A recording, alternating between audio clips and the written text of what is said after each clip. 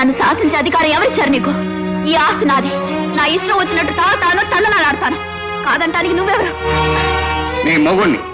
నన్ను సాధించడానికి ఇంటి పరువు పోగొట్టాలని చూస్తే నేను సహించను. ఈ ఇంటికి ఒక పరువు ఉందా? ఈ ఇంటి యజమాని ఇంతకు ముందు రోడ్ల మీద పడి తిరిగేవాడు, తాగేవాడు. ఇల్లాలుగా నేను ఇంట్లోనే తాగుతున్నాను. ఇందులో తప్పే ఉంది. అమ్మాయికి లేకపోతే నీకైనా ఉండాలి కాస్త జ్ఞానం. ఆ రోజు చెప్పాను, ఈ పెళ్లి వద్దు బాబు అని. నా మాట విన్నావా? రాధ సుఖ పెడితే చాలు అన్నావు. ఇప్పుడు ఆ అమ్మాయి తన సుఖాన్ని బ్రాందీ సీసాలో చూసుకుంటుంది. కాదని హక్కు నీకే ఉంది. బాబాయ్, మీరు కూడా సమర్థిస్తున్నాను అంటావు. తప్పదు మరి. నీ ఆస్తి వదులుకున్న నాడే నీ వ్యక్తిత్వాన్ని కూడా నువ్వు పోగొట్టుకున్నావు. అసలు ఈ ఇంటి కూడా ఇలా చేస్తున్న బాధ కంటే నువ్వు ఆడదాని మీద చేసుకుంటున్నా ఇంకా బాధగా ఉంది తెలుసా?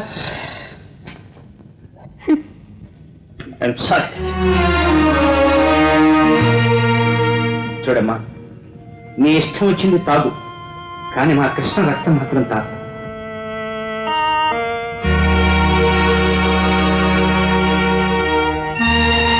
ఆ క్షణం జీవితంతో గుర్తించుకునేలా చేయకున్నాను.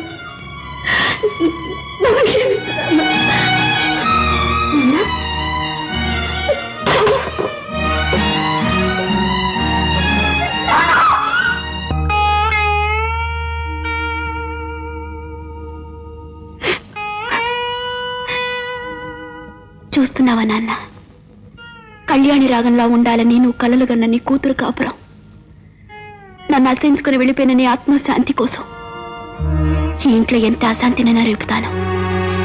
ఎన్ని నాటకాలైనా ఆడి అతని బ్రతుకు బజారు పాలు చేసి నలుగురు నవ్వుతుంటే చూసి తృప్తిగా కళ్ళు మూసి నిన్ను చేరుకుంటాను నాన్న.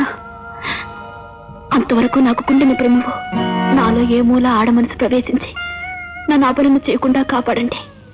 నా పగ చల్లారకుండా ఆశీర్వదించండి నాన్న. పసుపుతో ముడి వేసుకున్న తాళిని పగతో తెంచుకోలేవమ్మా. అక్క, నీ పగ నాకు బాగా అర్థమైంది. కానీ ఆడదనగా పుట్టావు, మగవాడి కాలేవు. నేనెవరినో ఏం కాగలనో నాకు తెలుసక్క.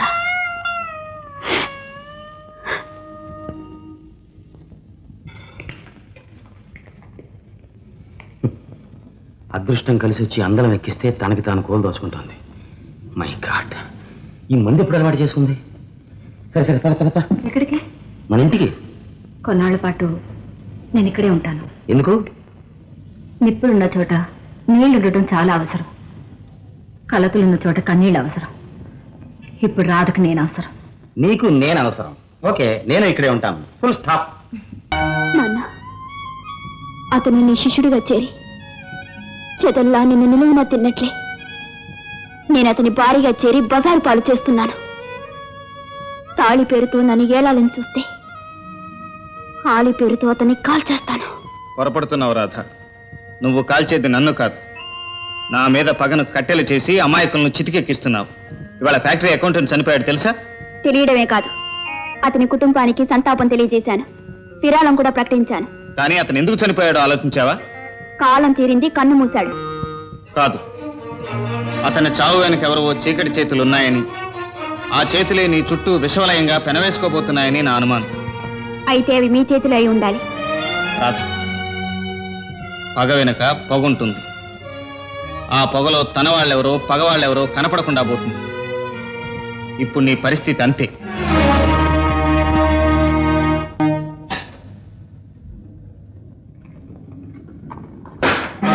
దేహీని అడిగితే కావాల్సిన డబ్బు విసిరి పారేసేదాన్ని, అంతేగాని దారి దోపిళ్ళు ఎందుకు? దారి దోపిడు ఏమిటి? అసలు ఎవరి గురించి నువ్వు మాట్లాడేది? మీ గురించి.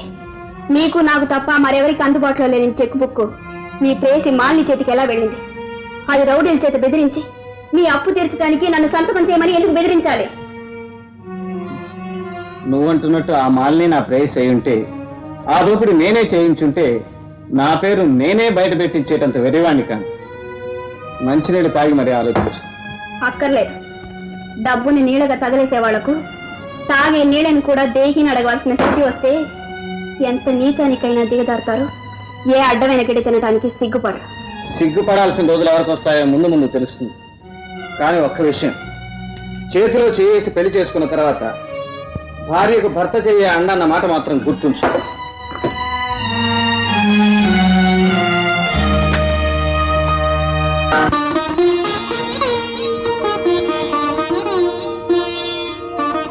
అదేమిటి? నువ్వు ఇంటికి యజమానురాలు, ఇలా కాళ్ళకి దండం పెట్టకూడదు. అవన్నీ అజ్ఞానంతో చేసిన పనులు. నన్ను ఆశీర్వదించండి. రాధ, ఇది ముచ్చటగా మనకు 3వ శోభనం. ఈ రోజైనా నా ముద్దు తీరుస్తావా?